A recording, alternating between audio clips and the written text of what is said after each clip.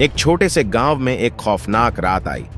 आकाश में चांदनी की बूंदें गांव की सड़कों पर खिली हुई थीं, परंतु उस रात की रात्रि ने एक दरिंदगी का राज छिपा रखा था।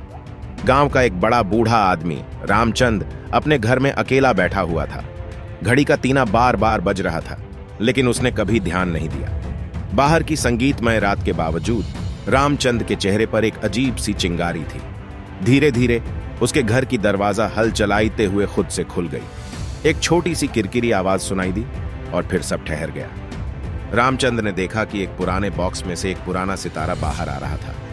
कौन है वहां? रामचंद ने दरवाजा बंद करते हुए पूछा, पर जवाब नहीं आया। फिर से सुस्ती से आवाज सुनाई दी, रामचंद, मैं वापस आया हूं। रामचंद की आंखें फौरन बड़ी हो गईं और उसने देखा कि सितारा के पीछे कुछ अजीब सा चमक रहा था। सितारा एक भूतिया स्वर में बजता हुआ कमरे को भर रहा था। फिर रात की सुनसानी में एक अजीब सी आवाज हुई। 1 कदम, 2 कदम, 3 कदम, और फिर से सब ठहर गया। रामचंद का दिल तेज धड़क रहा था। वह देखता है कि उसका घर अब एक भूतिया स्थल बन चुका है और वह एक ही स्थिति में बूढ़ा हो रहा है जैसा उसने कभी सोचा नहीं था। धीरे धीरे उसने अपनी आंखें बंद की और एक भयंकर चीख मारी।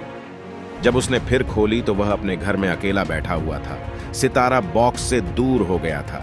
वह आज तक नहीं जान पाया कि वह रात्रि में क्या देखा था, लेकिन वह बस एक अपने बचे हुए सच्चे हौसले से अपने आत्मविश्वास को पुनः बनाए रखने का प्रयास करता है।